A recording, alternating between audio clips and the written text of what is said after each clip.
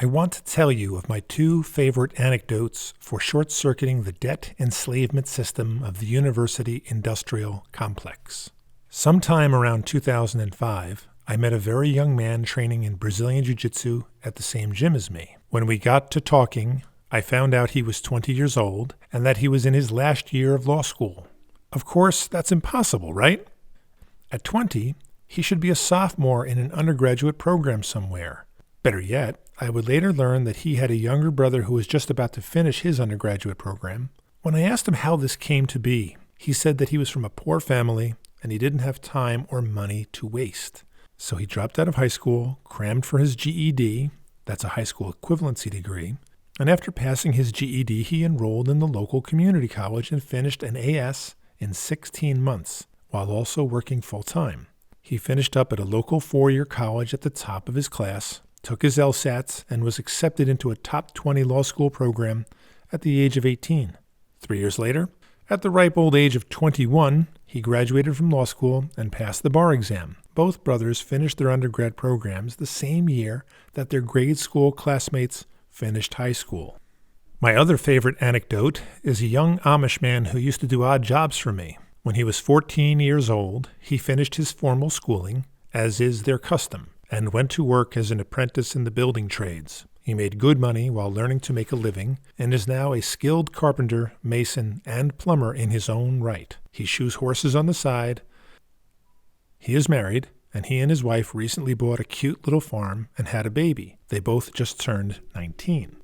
Both of these young men rejected the complexity of the life that most Americans tend to imagine is perfectly acceptable, but which stifles your development and robs you of the critical years of your early adulthood and forces you to work well into old age. By simplifying the way forward, these men were able to do what the system holds cannot be accomplished without submitting to the system's demands and passing through their bottleneck, and paying dearly for that privilege.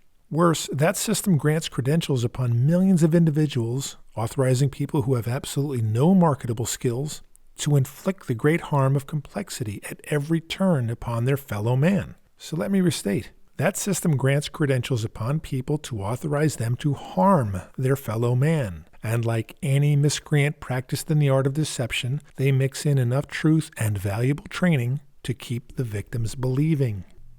It is almost impossible to live a simple life when you are up to your eyeballs in debt and have suffered through years of indoctrination. By the time you pay off the debt and shake off the lies, you are too old to right the ship. But if you think for yourself, you can overcome this and come out the other side unharmed. But you must think and plan. You must plant in springtime for a fall harvest, and the earlier the spring planting, the better. I want to close out this section with some relevant advice from Sun Tzu, the renowned ancient Chinese military strategist. Quote, "If a battle cannot be won, do not fight it." Unquote. Remember that education is a competition, and competitions create winners and losers. There is a valedictorian, but there is also someone who graduated last in the class. That system needs that loser. Without his shame and defeat, the system cannot take credit for the celebration of the valedictorian's winner, and the system refuses to take any blame for the loser. This goes for sports and every other institution. Don't be the coachable kid. Don't sit on the bench. Don't be the water boy. If you are not destined for primacy in this or any other system, do not play. You are only harming yourself if you do. A series of events that resulted in your defeat is no way to build a resume. Leave losing competitions behind before they destroy you. Search elsewhere and find something where you are assured some level of victory. Maybe you are not destined to be a great trial lawyer, NBA superstar, or NASA astronaut. Perhaps you will become a wealthy tradesman or business owner, have a successful marriage, lots of happy children, and live to a ripe old age in good health. Upon completing your formal indoctrination, education, and the celebration that follows, you will find yourself unceremoniously dumped into an overwhelmingly complex world. This complexity comes at you every day and in many ways, often taking the form of something that is eminently pleasing for about 3 months, but where the monthly payments last for many years. Student debt was just the opening salvo. These are the critical years where you must feather the nest and build the wealth you and your family will rely on in the years to come. The good news is that you are now a mature adult. You can choose simplicity now, or you can endure unrestrained complexity for the rest of your life. The choice and the responsibility is yours. As I mentioned earlier, and to be fair, mankind has enjoyed tremendous benefits in modernity and the subsequent advances in infrastructure, science and technology, antibiotics, surgical technique, anesthesia. We enjoy far longer lifespans here in the industrialized West than our pre-industrial ancestors, and our lives are far more comfortable. There, I have given the devil his due. Too bad that wasn't enough for the devil, because there have been some additional costs. We are incredibly unwell, physically and emotionally. Our complicated lifestyle has resulted in the obesity and anger epidemic that has ravaged our physical health and our peace of mind. None of the patch fixes the system has slapped on this. Diets, health insurance, government programs, psychotherapy treatments, hormone therapies, gym memberships, diet pills, medications, bariatric surgeries, personal trainers, antidepressants and antipsychotics, and exercise programs has brought us back to good health, and they never will. The solution to complexity is not more complexity. And bother the Matrix and all of the movie special effects stuff. The problem is complexity. It's real, and it's all around you. This complexity thing has done a number on us. I don't need to fat shame us. We had already done that by acknowledging how truly ill we were when we coined that phrase to defend the indefensible. Americans are enraged.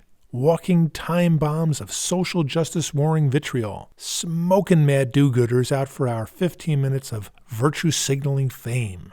But we still can't seem to put up that clothesline and use it.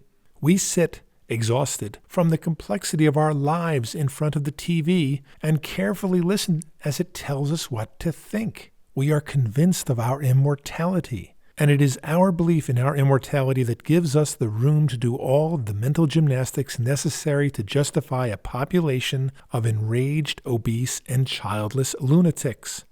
No rational person who understood how short life is would waste these precious moments as we do, and I think it is the effects of complexity that has stripped us of our ability to reason through that. Having given away our youth and beauty for some temporary approval, we spend the rest of our lives in a breathless effort to catch up to where we intuitively know we should be. That's where the stress and the pressure come from. We start too far behind and spend the rest of our lives trying to catch up. If you had graduated college nearly debt-free at the age of 18, as my jiu-jitsu friend did, and became a lawyer at age 21, you would have time to have a family and provide for your future. If you were making $75,000 a year as a tradesman at the age of 19 and had a family and owned a home, as my Amish neighbor does, wouldn't you feel pretty good about your prospects for the future? Of course you would. But how does the 25-year-old stereotypical barista feel about her prospects?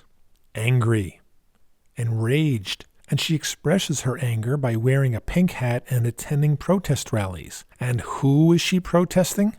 Who does she blame? She blames my friend, the 21-year-old lawyer, and my Amish tradesman neighbor for avoiding the oppression of complexity she so willingly signed up for. The barista should be furious, but with her teachers and professors, for wasting her precious youth and overcharging her for the honor. The decision between the life-affirming practice of simplicity and mindlessly allowing complexity to destroy your well-being is yours to make. Simplicity in the season of your life is often expressed by frugality and thrift, and always in mate selection. Owning a $300,000 debt-free home is much simpler and easier on you than owning a $1 million home with a $700,000 mortgage. Driving a modest car is practicing simplicity, while driving an expensive vehicle adds lots of complexity. An exotic vacation with a day or two of air travel on each end adds far more complexity than satisfaction, while a week at the lake does not. A demanding and selfish mate is an often lethal dose of complexity. A cooperative, supportive, and helpful mate is a gift from simplicity that keeps on giving. And divorce is the highest form of self-inflicted complexity that I can conceive of. So choose wisely. It takes a great deal of discipline and courage to ignore the howls of complex temptation coming at you from every corner of modernity. Still, the rewards are immense, and the consequences later on in life for those who lack the forethought is heartbreaking. Frugality and thrift are on the expense side of your income statement, and that is only half the equation. And that brings us to the testimony of integrity. This is the end of Chapter 4. Hi, I'm Greg Jeffers, author of the best-selling book, Prosperous Homesteading.